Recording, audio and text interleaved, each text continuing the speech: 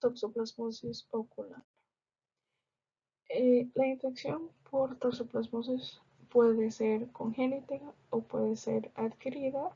Y pues cuando hablamos de esta patología, hablamos de una enfermedad que resulta de la infección por Toxoplasma gondii, que es un protozoo intracelular. Principalmente hay tres rutas de transmisión en la infección humana. Primero tenemos la alimentaria, eh, tenemos una transmisión de animal a humano o una transmisión de madre a feto.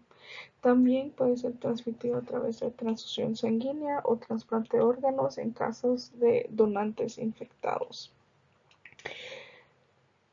Esta infección puede ocurrir en personas inmunocompetentes, ya sea de una forma esporádica o en el contexto de un brote.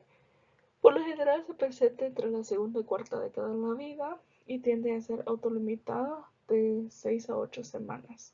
La corioretinitis toxoplásmica es la causa principal de uveitis posterior infecciosa y produce secuelas. Las síntomas tenemos la fase aguda, donde los pacientes van a referir visión borrosa, flotadores, dolor, ojo rojo, fotofobia o escatoma secundario a una vitritis. La pérdida visual se hace permanente por la formación de cicatrices maculares o atrofia del nervio óptico. En el 24% de los casos puede llegar a conservar una agudeza visual de 20/200 en un ojo. La presentación, pues clásicamente una lesión blanquecina, plumosa y una retinitis necrosante focal o corioretinitis adyacente a una cicatriz pigmentada corioretiniana. La celularidad grave produce el clásico signo de luz en la niebla, y se refiere a una inflamación en cámara interior que puede variar entre leve y grave, granulomatoso o no granulomatoso. La reacción de hipersensibilidad es responsable de los signos comunes, como es la perivasculitis, una iridociclitis, papilitis, edema macular o incluso una membrana epiretiniana. Desde que se descubrió o se empezó a reportar de esta enfermedad, pues se ha planteado tres presentaciones clínicas, la que es la retinitis activa, destructiva, extensa, que se asocia con una vitritis, las áreas puntiformes de retinitis interna asociada con una mínima reacción vítrea y las lesiones puntiformes profundas, estamos hablando de 25 a 75 micrómetros de diámetro, que presentan con exudados subretinianas, aunque sea inusual, y se asocia también con una mínima reacción vítrea y fluido subretiniano turbio o sangre subretiniana. Ocasionalmente se presenta con una vasculitis que afecta principalmente las arteriolas, en donde se observan placas blanco-amarillentas segmentarias conocidas como las placas de Kerlitz. Las complicaciones generales son glaucoma secundario, una anastomosis vascular y retinocoroidea, falta de perfusión capilar, oclusiones vasculares, neovascularización coroidea, edema macular quístico, atrofia del nervio óptico. En niños es frecuente que podamos ver catarata congénita, una iridociclitis, lesiones totales, vasculitis focal o incluso difuso y la hipertensión ocular. También conocemos los cuadros típicos de esta patología, pero hay que considerar siempre hallazgos atípicos, como es la corioretinitis multifocal, infiltración vítrea ausente o mínima, una lesión activa mayor a 2 diámetros de disco, sin cicatriz corioretiniana asociado, bilateralidad, alguna afectación del nervio óptico, corioiditis sin retinitis, una vasculitis hemorrágica o un DR, o sea, recurrente, o proliferación vitreoretiniana con neovascularización.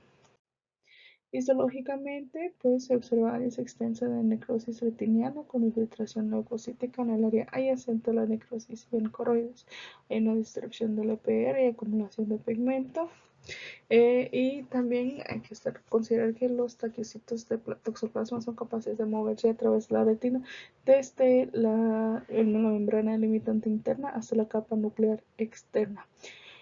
Por un OCT, pues podemos diferenciar las fases agudas con las fases tardías. En la aguda hay una distribución, engrosamiento y hiperefectividad de la retina neurosensorial que corresponde al área de necrosis. Y en la fase tardía hay un adelgazamiento de la retina neurosensorial, descondensación de los fotorreceptores y evaluación o atrofia del EPR. También por autofluorescencia, pues se observan las lesiones cicatrizales que se definen mejor y es más fácil ver su progresión o autodelimitación. En este ejemplo, pues tenemos un estudio de OCT y angiofluorescencia de una cicatriz toxoplasmática. En la imagen A, por autofluorescencia, pues se delimitan mejor los bordes de la lesión, que es área hiporefléctico, que se observa aquí en esta imagen.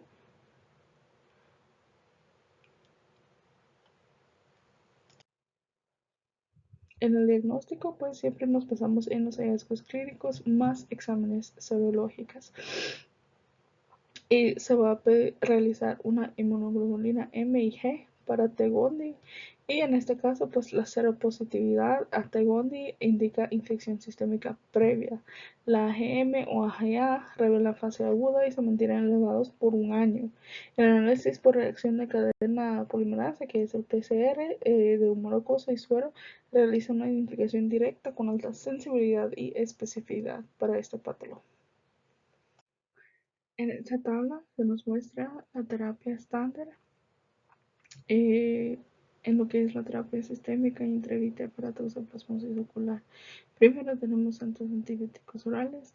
Empezamos siempre con la triple terapia, que sería la primetamina, la sulfadiazina, ácido folínico por lo menos unos 4 a 6 semanas. Tenemos opciones de monoterapia o trimethoprim, sulfametoxazol.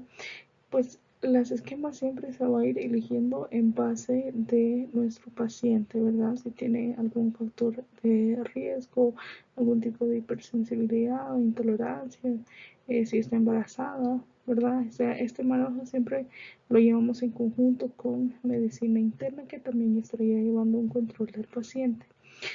También tenemos las opciones intravítreas, que sería la inyección de clindamicina más dexametasona. Se pone una inyección cada 2 semanas hasta tener 3 dosis, ¿verdad? Y profiláctico, una trimetoprim sulfa. En caso de neonatos, pues la literatura nos indica el uso de primetamina y sulfonamida por un año. En el tratamiento local, como habíamos mencionado, se puede aplicar las inyecciones de clindamicina. En caso de pacientes embarazadas, se recomienda el uso de espironolactona en el primer trimestre y a partir del tercer trimestre, o en aquellos que no se lo toleran, se recomienda la terapia clásica. Existe un estudio prospectivo aleatorio que se demostró la disminución de recurrencia de toxoplasmosis en un año utilizando el tratamiento profiláctico con la trimethoprim sulfa. Siempre tenemos que considerar diagnósticos diferenciales. En este caso, podremos estar frente a una uveitis anterior herpética, sarcoidosis, síndrome de Posner-Schlossman, sífilis o síndrome de Schwartz-Matsuo.